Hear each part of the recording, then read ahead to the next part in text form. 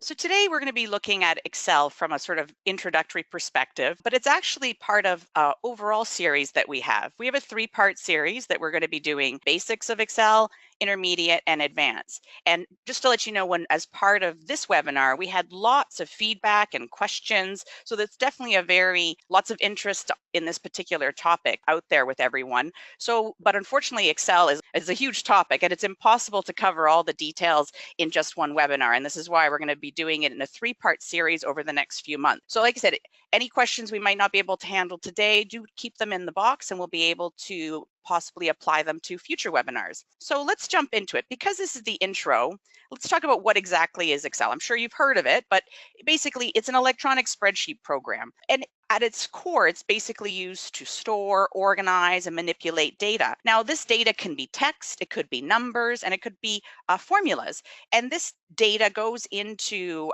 workbooks, and workbooks have worksheets in them. And within the worksheets, you have cells, and then we have rows and columns. So that's a sort of summary of the sort of terminology that we're working with Excel. And we'll definitely do some demos so that you can see all the terms. You know, people who generally work with financial information, accountants, that kind of stuff, people in accounting, accounts receivable, because obviously it has a lot of strength and capability for doing basic mathematical operations. So it's good at dividing and adding and multiplying. It's also really good at working with values and trying to find values like profits and losses. And it's also really good at calculating more complex formulas like averages, percentages, and number counts.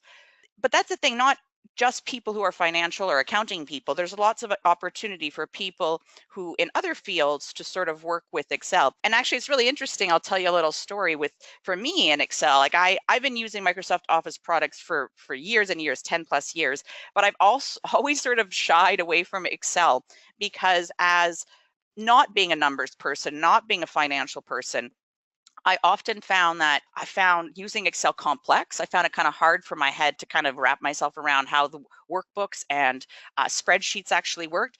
And so because I didn't work so much with numbers, I worked more with text, I tended to create my tables and in PowerPoint and Word.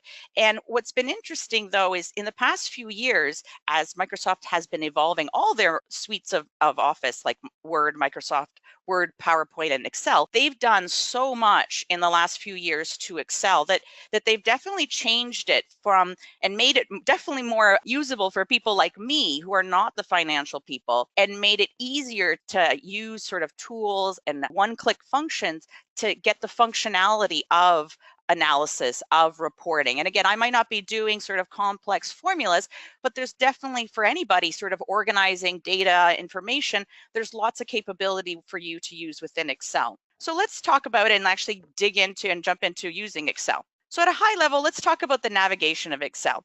So like all other current, and just as a context here, I'm going to be using Excel 2016. And like I said, the reason for that is because it's the most recent one. It's one I have on my laptop, but it's also the one that I find Microsoft is definitely up the game in terms of functionality for people who are not financial or numbers people. I find in previous, and we will be talking about a lot of some of the functionality that has existed over the last few versions. But like I said, this last iteration of the product definitely has made it, and you'll see as we jump to it, really easy click in terms of one-click solutions, and also made it very familiar from a navigation perspective across all their products. So as you see, if you work with Word or you work with PowerPoint, you'll see that very similar type of approach. You have tabs along the top, then you have each tab has a corresponding ribbon with a whole bunch of buttons and functionalities within that ribbon area. You also have a quick access drop-down menu that has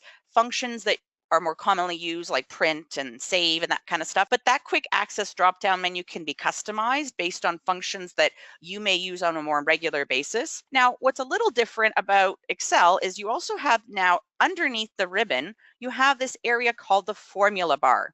And this is a pretty important area to look at as we sort of start working with Excel, because this sort of tells you the background of what's going on in a particular area of your spreadsheet. So what you have here is you have it's called the name box or cell address. This tells you where your cursor is actually looking on the spreadsheet, or we'll call it the worksheet. And it also has here a formula bar, and it will tell you based on what cell you are actually activated, what data is in that particular cell.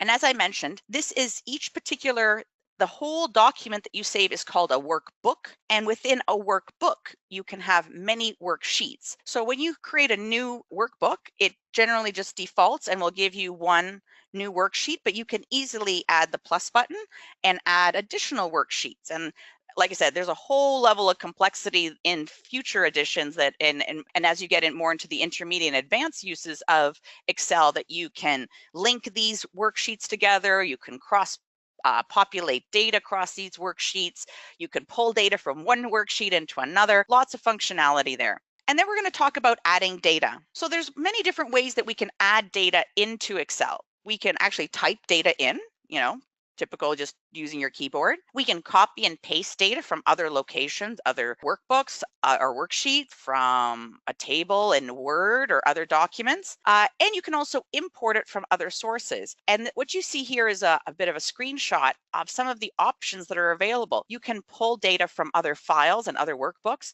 If you have your Excel connected to particular databases in the back end, you can pull data from there. Potentially, you might have some online or cloud services that Excel can be connected to. So there's lots of opportunity here. Again, this is more when we're dealing with large data sources potentially. You might have like customer lists potentially in a database, and you might have to pull all of that into Excel. Obviously, you want to do that and not actually type out all your customer addresses and that kind of stuff. So let's actually jump into Excel, and I'll show you a little bit of a walkthrough of the navigation like I just mentioned, and we'll talk a little bit about adding the data. So I'm just going to pull up my basic getting started. So as I mentioned here, there's the two worksheets, and I'm going to just add a new one to get started. I'm going to just move my little area here for my webinar out of the way. Okay, so as I mentioned, this was our quick access drop-down menu, and the toolbar here has options for saving, opening, printing. But like I said, this can be all customized under more commands. And again, this is very similar to what you would see in Word, PowerPoint, and any other 2016 Office product. At the top, we have our tabs. So this one takes us to the back under File, but we have our tabs. And if I click on each of the tabs, you'll see the ribbons down below. And each of these ribbon areas have a bunch of corresponding buttons or tools or abilities, depending on which tab that you're actually clicking on. And as I mentioned here, this is your sort of cell name of your cell. So this tells me where my cursor is. So the way Excel is sort of set up is you have columns along the top, it's letters, and you have rows along the side, which are numbers. And then as you see, if I put my cursor in any of the locations, you'll see that the name of the cell is listed up here in the top corner. And if I was to add information to this particular cell, so say I'm going to put sales numbers, you will see that now when I go to this, it's A3 is the cell, and the data in this particular cell is sales numbers. So as I mentioned, the information in cells could be words. It could also be numbers. So I'm going to just put up here January 2018. And then I'm going to put my sales number of 20. So as I mentioned, it could be numbers, and you'll see here B3 is 20. We'll see here A3 is letters, and up here we have a date, and see that it's formatted for a particular type of date. And because Excel recognizes as soon as I typed in January 2018, it said, oh, that's a date, and it formatted it a certain way. And we'll show you a little later that there's ways that you can go in and customize all your cells for your data so that you don't have to sit here and that you can actually just type in January or February, any of the months in a particular way, any way you want, and it will always format exactly the same way so that your data across your worksheet is always consistent. So I'm going to apologize in advance. I keep calling it spreadsheets because it's always been spreadsheets to me, but they are worksheets. To me, they're one and the same, so I apologize in advance if I mention that and if you're getting a little confused, that they are basically the same thing. So we have, as I mentioned, there's columns, there's rows, and let's jump over to actually adding our data. So this one's going to be tough. I'm going to go over here to some data that I've already entered. So you'll see here, I have entered some sales data. I have entered the months of the year as well. And I have a column here or a row ready to go in order for us to calculate totals of profit. And I also have a column here at the end for us to calculate the totals in terms of total number of sales and total number of overhead costs. And then we could potentially handle the averages as well. I just want to make sure, okay, yeah, it's adding data. Okay, great. So let me just go here before we start doing formulas, which is my favorite part about Excel. Let's just make sure that you also know how you can also add in your data. Let's just jump right into formulas because that's honestly my favorite part about Excel. So it all starts with the equal sign. That is the pinnacle of all formulas within Excel. And once you do the equal sign, you basically tell Excel, I want to do a formula. Now, you can type these formulas manually, or as I mentioned before, part of the reason I never used Excel in the past is because a lot of it was very manual, but now they have all these great functionalities to help you build your formulas. Now, the one thing I'm going to mention, I'll show you, is the one confusing element is there's actually multiple ways to do exactly the same thing. So that was the one element about Excel that hey, I love the fact that they've made it easier, but as you kind of go through, you will find there'll be areas that's like, wait a minute, isn't this the same place to do this and that? So you'll find that but you'll see that also across all Microsoft Office. Like in Word, if you right click in the drop down menu, there'll be options to copy paste as well as up on the top. So I get it, but you'll see, I'll show you here what I'm talking about when we actually go into the spreadsheet. So here are some options. So I want to total all our sales numbers across here. So let's start by telling Excel that I want to do a formula. So I'm going to type in the equal sign. Great. So I'm telling them I want to do a formula. What do I want to do? Well, I want to add all these together. So I'm going to type in sum. So what you'll see is as you start typing in whatever you think your formula needs to be, Excel will try to find similar ones that they already have within Excel. Excel has over 400 different formulas embedded within it that can help you. So there's ones that are obviously more simple, like adding and dividing and multiplying and subtraction, but it can go up to very complex sort of engineering, mathematical type of equations. So once I've typed it in, now I can put my bracket and say, okay, I want to add. Now here's where it gets interesting. If you've never used Excel before, you would think that if you were going to calculate something, you would be typing in 12 plus 12. So basically, I'm typing in these rows and I'm going to add them all together, which is good in theory, and that should give you a total. But the problem with that is that if you ever change any of these numbers, then this will not change because it's the actual data. So you see, if I actually click in it and I go up here to the formula bar, I know that even though it's totaled it to 24, the actual formula of the data in this cell is 12 plus 12. Now, so that's the problem if you actually do it manual. This is why using formulas with cell calculations.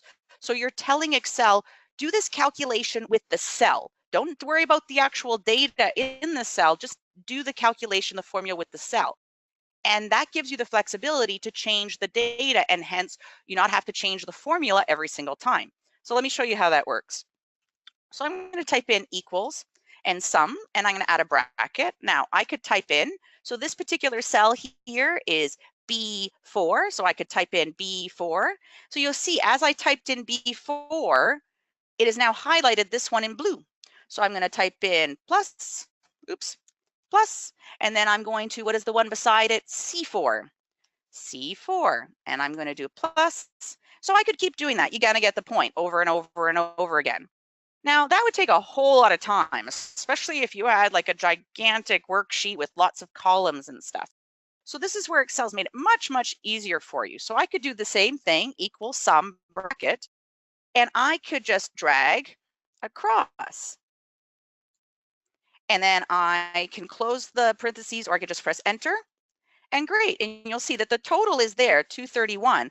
But when I put my cursor on it, on the cell, you'll see that the actual formula is sum B4 all the way to M4, and that's your total there. Pretty cool. Now, what I was saying about the fact that there's multiple ways to do this and where it gets a little bit confusing is sums, averages. There's certain formulas are the most used across all spreadsheets. And they've, obviously Microsoft has done lots of studies to figure out what are the most commonly used functions. So because they recognize this, they've put some of these functions sort of in a one-click type of approach.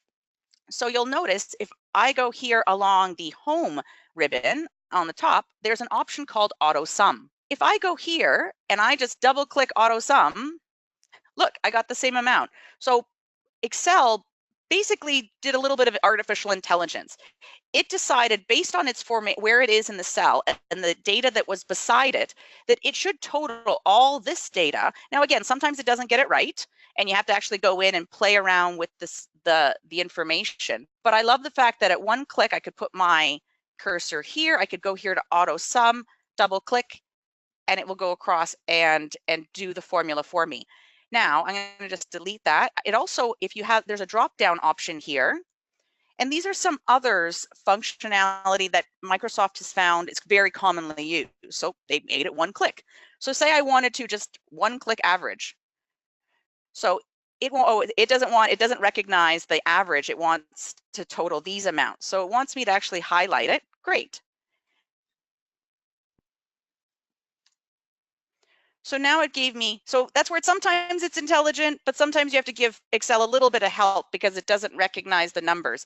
But really by one or two clicks, I was able to kind of get now it's totaling all this information across all these columns to give me the average. Now say I wanted to do subtraction, something that's not in this auto sum. Oh, sorry, I did want to mention, just to show you that this also exists in another place. So this auto sum, if you go under here under formulas, oh, look.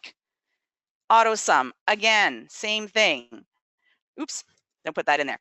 So I think it's fascinating that it's literally in 3 different places. But again, I like the fact that, you know, if you don't forget where it is in one place, you could easily find it in another location. And I also want to mention while we're here, in this particular tab of formulas, this is where you'll find, as I mentioned, the 400 plus formulas that Microsoft has added to Excel. So you'll see recently used. So if there's things that you commonly use, they're great. They're easily one click. And then basically they have them sort of divided based on functionality. You have text related ones, math and trigonometry, reference related ones, time and date sort of functionality. So lots of different formulas here as well. But again, like I was saying, the auto sum. Now the problem is we don't have subtraction. So we're going to have to actually do this formula on our own.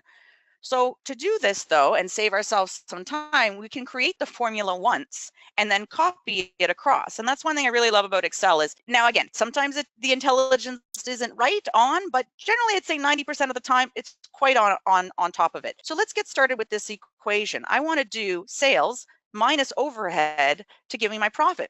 So like in any time to tell Excel, let's throw a formula, I'm going to do equal sign. Now, in this case, I want to subtract. So I could do subtract, or what I could do as well is I could type in, take this number, B4, and I'm going to minus, and I'm going to press the next cell underneath, and you'll see B4 minus B5 equals 7. Great. So now I have my formula. You'll see when I go on the cell, there is my formula up here as well. Now, I could sit here and do it again and again and again and again all the way across. But what I love the fact is that you can copy the actual formula, not the actual data. So when I right click on here, I can copy. And if I go over here, I can choose to paste the value or I can paste the formula. Super cool. Now watch, if I grab the edge of this cell and move it across, Excel will copy that same formula all the way across all those columns. Super cool from a time-saving perspective for sure. So those are just some of the, and that applies both with columns and rows, the ability to sort of drag and drop formulas all the way across. Now, again, if this, I can't go here because here we're actually talking about total. So we need to work on a different type of equation for this part of the worksheet. All right, so let's jump back into the presentation here. So once you've actually sort of put a worksheet together, it can be, if it's not very much data, it's kind of easy to look at, I guess. But if you are actually working with lots of data and lots of rows and lots of columns, really hard on the eyes, especially if your information is not formatted well. So Microsoft has lots of capabilities. So let me just go here to another spreadsheet. Here's one. Now this one has many rows. So to make things more interesting, but what we've done here is we've created some coloring on the different columns. And the way we do that is I just highlight the whole column by going to the top and clicking down. And I can go here to the fill color. And like this, I can change it to be blue. I could make it whatever color I'd like. And say, for example, I want to make this part, this line underneath this row much bolder so that people understand that this is sort of the titles and this is the data below. If I highlight this particular row, there's a drop down menu right here on the home tab. And if I drop down, it gives me all these options for borders. So this is the border where I can control the border around the cell. I can control the border around many cells. I can control the border around a piece of information. So that would be like an outside border. But in this case, what I want to do is I'm highlighting the row I want, and I'm going here to thick bottom border. So I'm going to click on that, and you'll see that it's added this darker line. Now I could do that again anywhere else in the information. Here, let's grab some other data here so that you could see how this looks like when you're actually formatting a spreadsheet to look better. So here's a budget information. So we could have left it all, black and white, but by adding, sort of highlighting the yellow, we're able to highlight particular quarters that we want people to look at. You'll see here as well that you can add borders at the top and the bottom of certain sections, certain rows, to help highlight the information. Now, say for example, you wanted to start from scratch. You put some rows in, you put some borders in, and you didn't like it. You do is just select the whole spreadsheet or worksheet. And I'm going to go here to the drop down again, and we're going to say no borders. And that gets rid of everything. And then we can get started again in terms of adding our borders. We could add borders at the top and at the bottom. We could add fill color to make it more bold and a different sort of color coding. Again, just to help the information really pop out. You can also play around with the fonts. So it has whatever Calibri or is the sort of automatic font. But if you have a particular company font that you want to use, you can highlight your information. And just like in any other Microsoft program, within the Home tab, you have all the functionality for changing fonts. You can change, I also can right click on the text, and I have a little sort of drop down of changing the sizing, the coloring, whatever I'd like in terms of that information. I find it really helpful, especially when you're doing worksheets with financials, to create a nice bold filler at the bottom for totals so that people can really clearly see what the final, and also I find adding really clear coloring at the top so that you can see what your column headings are or what your row are. I find that really helpful.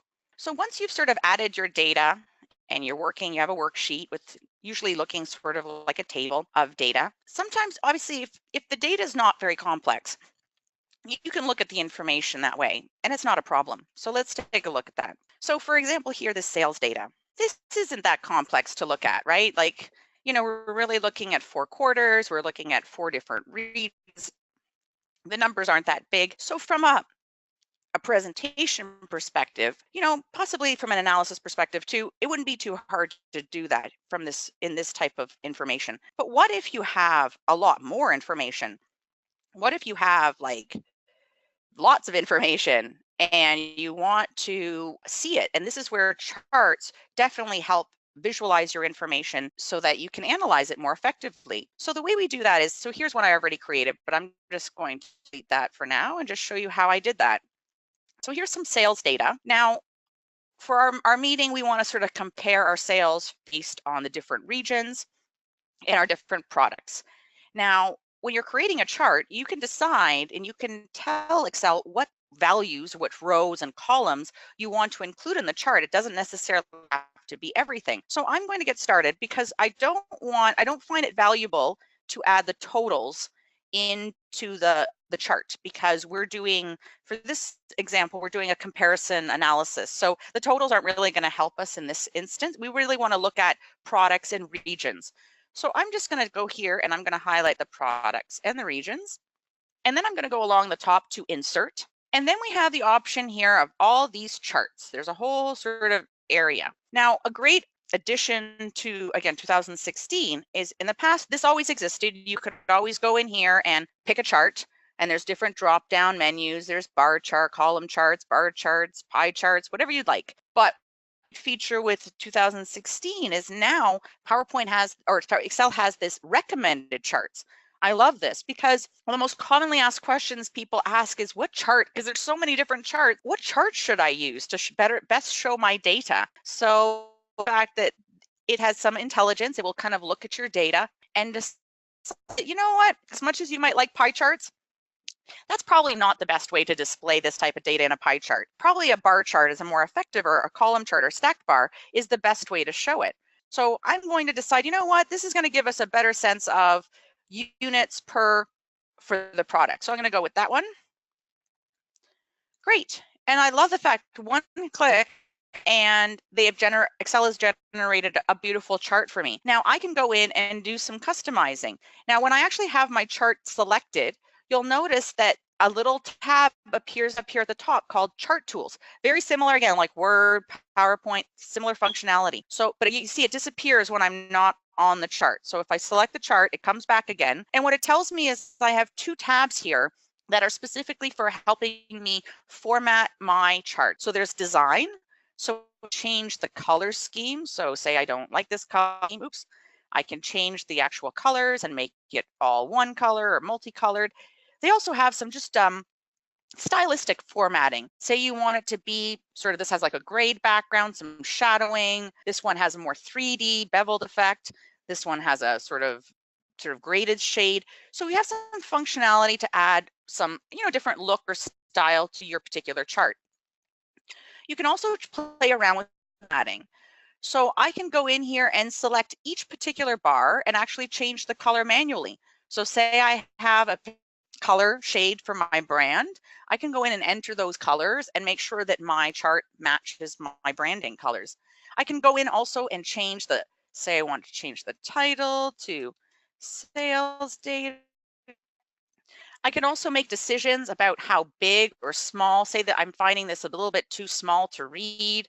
So I want to make this a little bit bigger. Say I don't, you know what, we have the values here. I can actually move them manually so they're not on the actual bar. You get very specific, but say, you know what, we're going to look at the actual bars and we don't want to actually look at the value. So we're not getting any value from this chart at the bottom. So I'm just going to delete it because it's taking up space. So there's lots of sort of functionality that you can do to play around with your chart tools here under the formatting or under the design as well. And while you're going at it, then because it's connected, you'll see as I click stuff in the actual chart, you'll see it corresponding with the data in the actual worksheet. And that's because if I go ahead and change this, it will change it in the sales data as well. So that's something to keep in mind. All right, tables. Now, this is an aspect of Excel that I think a lot of people don't really recognize because they're used to doing tables in PowerPoint and Word, and then sometimes people, they perceive their worksheet as a table, but it's actually not. Until you actually click on the button saying, make this a table, Excel does not know, funny enough, even though it looks like a table, that this is a table that should be functioning as a table. And because it doesn't know, it doesn't offer up all the tools and functionalities that it happens to have to help you format your tables. So let's jump into some information here. Let's find. All right. So you see here, lots and lots of data, but it's literally just data in a worksheet. It's not actually a table.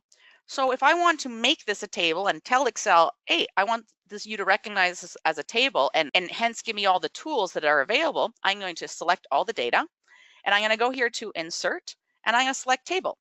And because I've selected all of it, it's going to ask you, where do you want your data for your table? Yep, this is it. Yep, it's just going to say that it's very big. Yes, I know that. Because what it's trying to do is it's trying to create, it's big data. It's trying to create my table beside my information. Let's just go back to here for a second. I'll just talk a little bit more about some of the table tools while that loads itself up. Once you've actually selected it as a table, just similar to chart tools, similar to Word, similar to PowerPoint, when you actually select it, you have a little tab that comes up above the tab ribbon that says Table Tools. And that generates these new tabs that exist for designing and formatting. And you'll see this looks very familiar to Word, to PowerPoint, in terms of helping you one-click format your table in terms of adding banded rows, adding, you can see you can make the header row, one click, different sort of color. You can make the last column, the first column, lots of stuff like that. Oh, here we go. It's finally caught up. So I wanted to move that over. Let's just undo that for a second and hop over here. Thank you. All right. I'm going to not select it. I'm just going to click here and I'm going to go to insert and I'm going to go to table. And it's going to say, okay, let's do a table. Oh, it's just doing a table top. Okay. All the data. Here, I need something a bit smaller. Sorry, guys. Let's go here. Table, insert. Yes, thank you. Hallelujah. So now you see here, it automatically, because it recognized it as a table, made some decisions for you. It decided, okay, I'm going to do some formatting, but you can go and change that. You can change the colors. You can even put a whole new style. Maybe you don't like these colors. Maybe you want your own colors. You can go in and do that. I love the fact that at one click, it can kind of go in and you can decide, I want the first column to be bolded so it's easier to see. I love the fact that it's, and one click I can kind of make some decisions on how the information looks and feels. And especially then if you're copying and pasting this into like another presentation like PowerPoint, I love the fact you can do all that formatting here without having to do that formatting again in another program and application. So let's talk a little bit about viewing worksheets, because again, when you're dealing with a small amount of information, not a big deal. When you're dealing with lots of information, it can get a little bit unruly trying to work and manage around all these different rows and columns. So within the view tab of Excel, there's some great functionality to help you sort of look at your information. So let's take a look about the freezing area. So here's my gigantico list of data. And again, I could sort of scroll through and try to get to the bottom of the info. Maybe if I get down here, I'm like, oh, I forgot. What's this column for? What's this column for? I can't remember. I have to keep going back to the top and finding out what the titles are for these particular columns. So I can actually freeze that row and say, don't move that row, just move all the information underneath it. So if I highlight that row and I go along the top to view, there's an option called freeze panes. So I can, and it'll tell you right there, I can freeze panes, keep the rows and columns visible with the rest, freeze the top row, freeze the column. So say you could do it this way, you could freeze all the information. And then if I'd have to make these columns really big to give you the idea, but see if I scroll this way, you see that the column here does not move. And I can do the same thing, freeze top row. So as I scroll my information, you'll see that the top row always stays the same. So this is just really, really handy, again, when you're dealing with lots of different information. There's another sort of functionality here that I wanted to mention called split. Again, when you're dealing with these long log worksheets with lots of data, and say, you want to do some sort of comparison at the same time, you have the ability to split the data in two and look at it.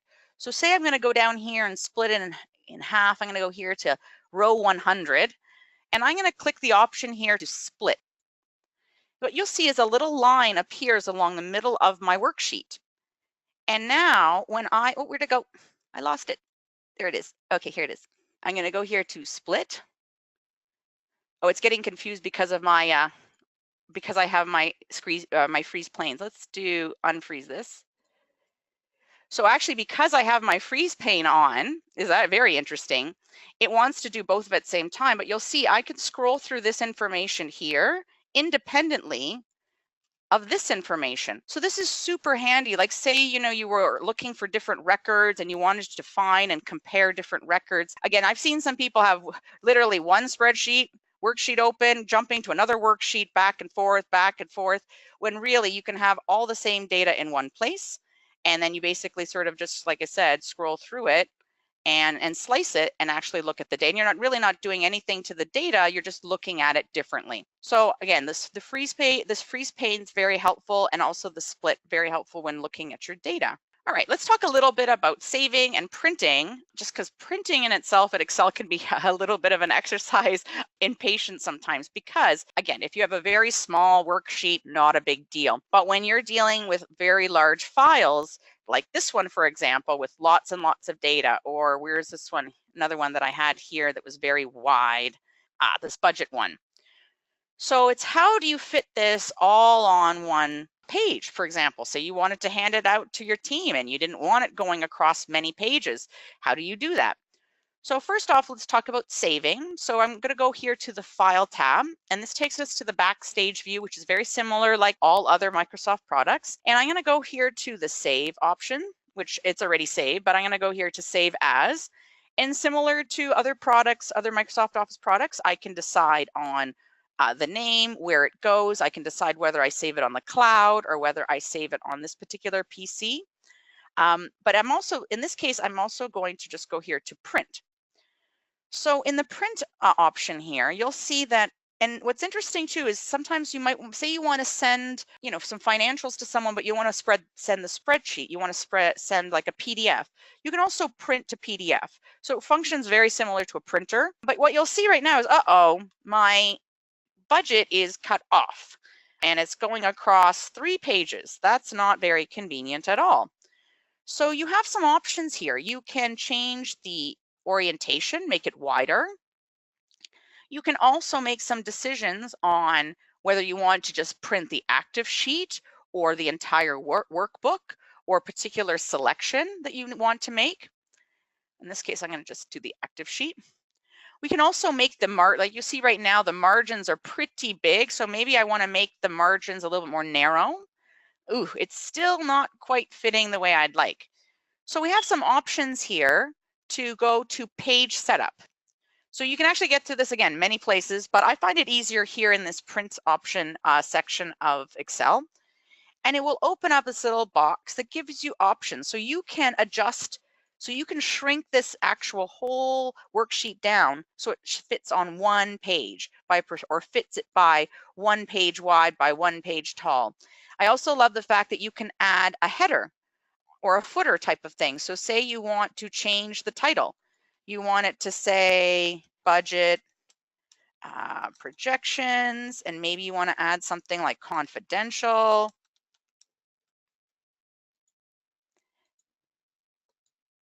I love the fact that so now it's shrunk down my whole little budget sheet onto one page, and it's added in my header and my footer. So I don't have to go and do anything else anywhere else. It's all done here. And then I can either, again, print it to my printer or print it PDF, which will basically make it into a PDF file that I can then send either with a watermark or with some sort of password protect. And we're going to get a little bit into the security part of how you can do that as well with Excel. So sharing and security. So there's 2 different aspects in terms of your security and passwords within Excel. You have the ability to share the workbook with other people and put passwords on it. So if that's the case, that would mean that if, say you were saving it in a network drive somewhere with other people, you can add a password to open it. So that's an overall security. So say you just want control over who opens your entire workbook. This is how you would do it in the save option. What I also really love about Excel is the ability to control security around actual cells or worksheets. And there's two ways to kind of look at it, which is kind of interesting, and just think about sort of the applications that how this could apply. So let's look at employees. So here we're looking at some employee data. We have salaries, that's kind of confidential. Now you'll see that when I highlight new salary, this actually has a whole calculation in here. Now, say I wanted to share this spreadsheet with a coworker and I want them to make some changes, but I don't want them to make any changes to this particular equation, because if they do, it'll just mess up this entire workbook. So I can actually lock down content, or I can lock down structure. So there's two ways. So what I'm going to do is I'm going to go along the top. All right, so under review, we have the option to protect the sheet and protect the workbook. So the worksheet is, so say for example, I want to make sure that no one changes people's salaries, like go into your friend's salaries and make some changes. So I can go here to this particular column, select the whole thing and click protect sheet. And I can add a password here. And what that will do is that will protect the whole sheet, but I can make some decisions. So I can say, whatever, I'm just going to PW so I don't forget. Don't forget your password. Very hard to get it back. Note to self. Okay, so PW is my password so I don't forget. You're basically protecting the whole sheet, meaning they can look at it, but they can't change anything. But then from there you can make some tweaks and say, okay, you can select lock cells. Maybe you don't want them. Maybe you want them to select unlock cells. Maybe you want them the ability to insert information. Maybe you want them to be able to edit content. So you might want to have some decisions of what you want to allow people to do and not do. So like I said, the sheet is more like locking down the content, like you don't want people to actually change the information, versus protecting the workbook. Now, even if you highlight it, you'll see, keep others from making structural changes to your workbook, such as moving, deleting, or adding sheets. So here's how this could work.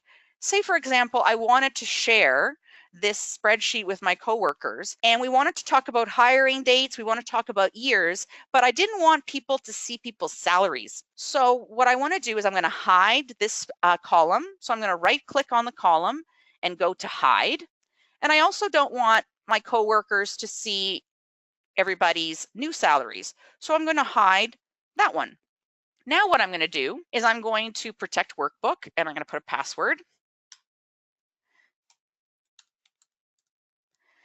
So now what happens is, say, because I've hidden these particular columns, they're hidden, I can click, I can look at the data, but say I'm like, hey, I know there's supposed to be a column here on salaries. I want to unhide it, but I can't because it's been password protected. So that's a sort of way that you kind of can get away with, say you had a great example, a friend of mine uses this all the time, is you spend all this time creating really complex formulas that goes to other sheets and other places, and you definitely don't want people to mess around with that. So what they do is they actually create those in certain columns and lock that all down and protect the workbook, and then people can't actually unhide that. You can also do it with the actual full worksheets. So say, for example, I had here under my employee data, I wanted to share this whole workbook with people, but I don't want them to see this particular tab. I could hide this tab. Right now, again, I'm locked out. I got to undo this. There we go. So now I have access to do this kind of stuff. So I can actually hide this particular whole workbook or worksheet, and again, then protect the workbook, PW. And by doing that, then the next person coming around might want to unhide, and you'll see everything is basically locked down. I can look at the data, but I can't actually go into those hidden areas. So again, this is a really handy feature. I find when you're working and sharing your spreadsheet or worksheets with other people, and especially when the data per se is not confidential, but you don't want people mucking around with your data. Super handy. Oh, and let's talk a little bit about sharing before we get into some of the features of 2018, or 2016. So we have this option here in the top right to share. And before you can share, you must put it up in the cloud. And once you put it in the cloud, you basically can, once you've have it all up in the cloud, you can invite people and add their email addresses, and you can share it with them. You can add a message. You can limit, if they can see stuff, that they can view stuff, that kind of stuff. So very handy in terms of sharing information. Say you want to share a spreadsheet, but when you're in that case, you're sharing all of it. And that would be the case where you'd want to share it with someone, but then put in some protections if you want to limit what they can see or what they can access or change. So something to keep in mind. All right, so before we finish off, covered lots of information. I just want to jump into a few other features that Excel 2016 has that we don't have time to go deeply into today, but I do want to mention just because they're super cool. Quick analysis tool. This has existed in previous versions, but they've definitely kind of upped the game in this most recent version.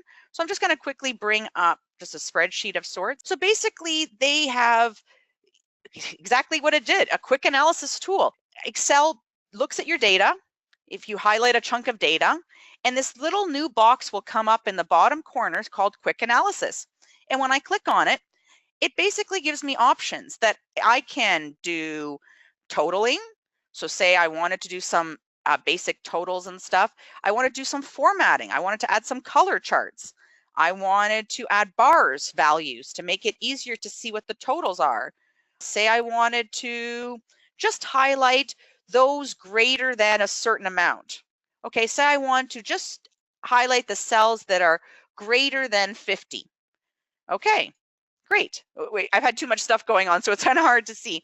But I just love the fact that with this quick access toolbar or tool here, you can one click, you can create a chart very quickly. Now, again, you don't have all the same functionality that you have on the top with the ribbon.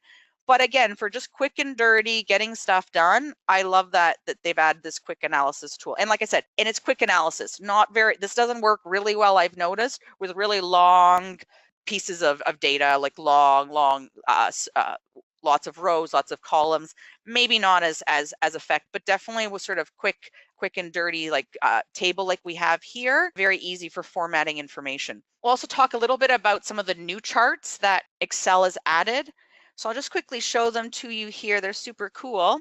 So we're going to look at some of the charts here under Insert. So some of the new ones that they've added is it's called a tree map. So what a tree map does is it sort of creates say like a visual representation of your data in a sort of color box perspective. Again, depending on the type of data you have, this may or may not be effective. They've also added some new charts in terms of recommended charts. Oh, I need to pick some data first. He's confused. Okay, let's go to all charts. So the new ones that have been added is they've added waterfall, they've added tree map, they've added this box and whiskers. Again, I'm not a big financial person, so I'm not really sure where this would be used, but I'm sure for people who find it useful would find that really, really handy. And they've also, like I said, the tree map one in particular, and the sunburst, I found really cool.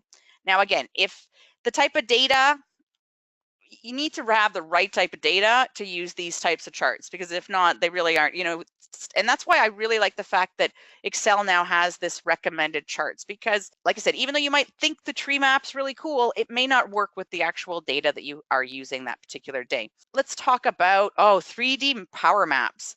This feature is so super cool. I'll admit, complex, not the easiest to work with.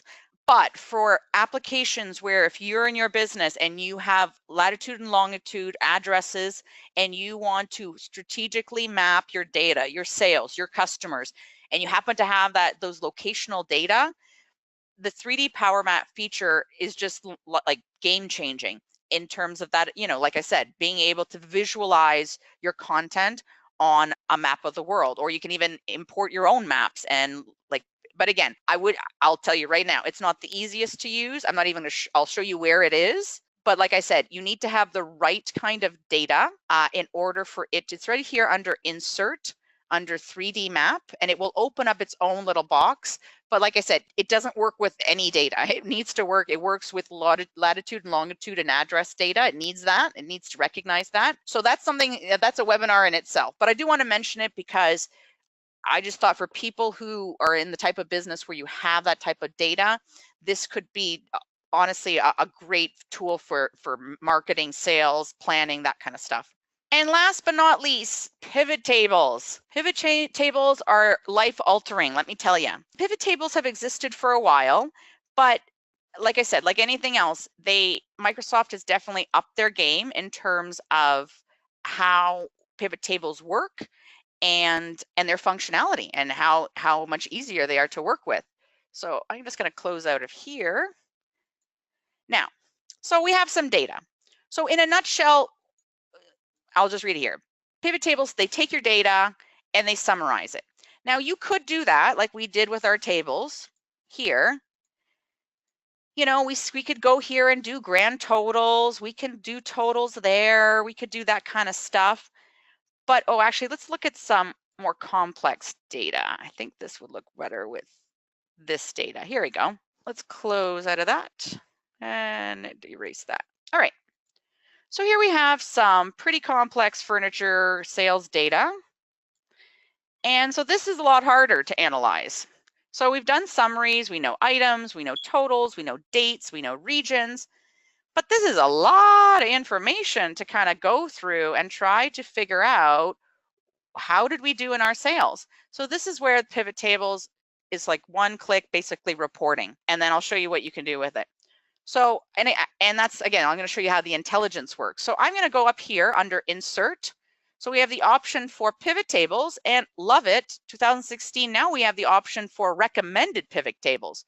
So let me just jump into pivot tables and then understand that now Microsoft Excel will actually help you pick the best format of pivot tables. But let's start from scratch. So we're going to ask for a range, and so I'm going to say, okay, all of that, give me all of it, pivot table, all of it. Okay, it doesn't want these. Okay, just give me these columns then. There we go. Perfect. So before you freak out, your data is still there. It's in another tab at the bottom. So when you create a pivot table, Excel automatically generates a new worksheet for you. We'll call it here, worksheet, and we'll call it pivot 2. And I'm going to just click here in this placeholder. So what we got here is Microsoft has gone through your data in that worksheet that we had and decided based on the columns, the rows, and has sort of sorted all the data. So we'll hear this is the data that's in that particular worksheet. So I can make some decisions on what I see. So say I want to look at regions, and I'm going to click on regions, and I want to look at date. Oh, but I just want to look at years. I don't want to look at quarters. I just want to look at years. And I want to look at cost. So you'll see just by doing those few clicks, I don't have to look at all my data. I can look at a summary of my data. And as I clicked on that, Microsoft made some decisions on where this data should show. So you'll see here we have columns, rows, and values. Now, what I love about pivot tables, and exactly its very name, pivot, is the ability to very quickly on the fly pivot or change how you look at the data. So say you know what, I don't want the years as a row, I want the years as a column. So you see in one click, now I'm able to see my regions and how many sales they've done per year. Oh, say I want to change that around. Okay, years comes back to row and regions become columns. Same thing. Very quick, easy drag and drop. Say I want to add more content and more information, more data. And I can, again, just decide where this data is. And what's awesome is the fact that it also collapses it down so that you can look at it summarized like it is right now, or expanded if you actually want to see the data. But in terms of so you see this little pivot area disappears, but when I click on the data, it appears again. At really a few clicks, I can customize a report and make some decisions on what data I'm looking at. Super cool. The possibilities with this are endless. And just so that you know though, so pivot tables are kind of like a beast in itself and very similar to all the rest. When you're activated in the pivot chart or pivot table view, you'll have the pivot tables tool along the top ribbon, and you'll see these additional features to analyze. So you have some features here to clear the data and move the data. And I also want to quickly mention though, pivot charts. So pivot charts are important because they are connected to the actual pivot table. So if I was to, so you see here, here's my table, here's my chart, and here's my table. If I change the data around and I add product or customer, you'll see that it's going to start adding that data to my particular table. See, it adds it here to my chart as well. As I play around with the data, it is connected to the chart. So that only happens here in Pivot View, just to let you know. This doesn't happen with insert with these regular charts. So regular charts and pivot charts do not play well together. So that's just something to keep in mind. Anywho, lots of capabilities with pivot charts. Like I said, we just literally touched the surface of what you could do with them. So we're going to take some questions, but I did want to let you know that thank you again for joining us. Hope you found this useful, and we'll be going in a little bit deeper for our next Excel training. Great. Well, I really hope that you guys found this webinar helpful, and I hope you'll join us for our next one.